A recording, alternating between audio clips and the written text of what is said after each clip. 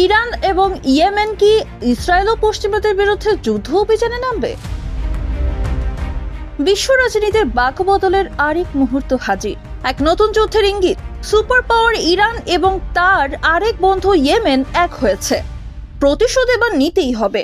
তাদের যৌথ উদ্যোগে ইসরায়েল ও পশ্চিমাদের বিরুদ্ধে এক কঠিন লড়াই শুরু হতে যাচ্ছে। তবে প্রশ্ন হচ্ছে, কিভাবে ইরান এবং ইয়েমেন পশ্চিমাদের বিরুদ্ধে লড়াইয়ে নামবে?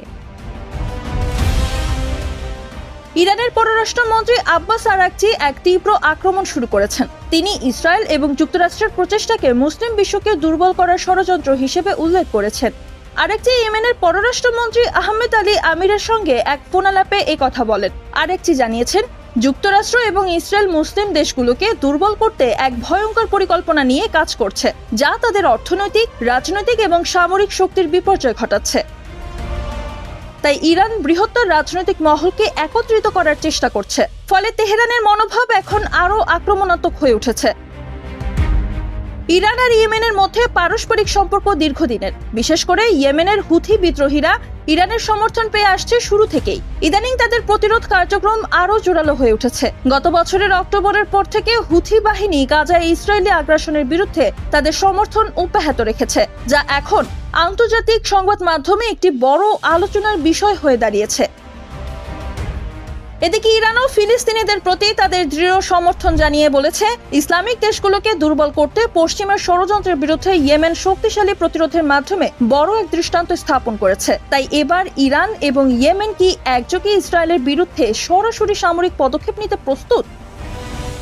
ইয়েমেনের সামরিক বাহিনী এরই মধ্যে ইসরায়েলি বা পশ্চিমাদের যুদ্ধজাহাজ এবং বিমানগুলোকে টার্গেট করতে শুরু করেছে। বিশ্লেষকদের মতে, ইরান এবং ইয়েমেনের এই যৌথ লড়াইয়ের ইঙ্গিত পশ্চিমের জন্য একটি বড় চ্যালেঞ্জ হতে পারে। কারণ ইতিমধ্যেই ইরান তার শক্তিশালী সামরিক বাহিনী, শীর্ষ কূটনীতিকদের উপস্থিতি এবং মুসলিম বিশ্বের মধ্যে নিজের প্রভাবের মাধ্যমে পশ্চিমাদের জন্য মাথা ব্যথার কারণ হয়ে উঠেছে। তার উপর এখন আবার ইয়েমেনের হুথি বিদ্রোহীদের প্রতিরোধ পশ্চিমের জন্য এক নতুন উদ্বেগের কারণ হয়ে দাঁড়িয়েছে।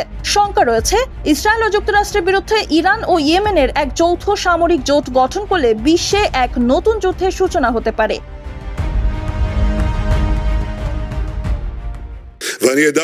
হাউথিদের ওপর অভিযান চালানোর লক্ষ্যে নেতানিয়াহু প্রশাসন এরই মধ্যে আগ্নেয়াস্ত্র ম্যাট্রিক্স সরবরাহের প্রক্রিয়া শুরু করেছে বলে জানা গেছে। গাজায় হাসপাতালের পাশে ইসরায়েলের হামলায় ৫ সাংবাদিক নিহত হয়েছেন। এছাড়া উপত্যকা জুড়ে তাণ্ডবে একদিনে মারা গেছেন অন্তত ৩৩ জন, আহত হয়েছেন আরও ৩৯ জন। যুদ্ধবিরতি চুক্তিতে রাজি হতে নেতানিয়াহুর প্রতি আহ্বান জানিয়েছেন ইসরায়েলি প্রেসিডেন্ট আইজ্যাক হারজগ। যদিও যুদ্ধবিরতি চুক্তি ব্যর্থ হওয়ায় হামাস ও নেতানিয়াহু প্রশাসনের মধ্যে চলছে পাল্টাপাল্টি দোষারোপ। পাকিস্তানের সামরিক আদালতে পিটিআই এর সমর্থকদের বিচারে গভীর উদ্বেগ প্রকাশ করেছে যুক্তরাজ্য, যুক্তরাষ্ট্র এবং ইউরোপীয় ইউনিয়ন। তাদের মতে দেশটির বিচার প্রক্রিয়ায় স্বচ্ছতার অভাব রয়েছে। তবে এসব সমালোচনার কড়া জবাব দিয়েছে পাকিস্তান। দেশটির অভ্যন্তরীণ রাজনৈতিক এবং আইনি সিদ্ধান্তে বিদেশি হস্তক্ষেপ মেনে নেওয়া হবে না বলে জানিয়েছে পররাষ্ট্র দফতর।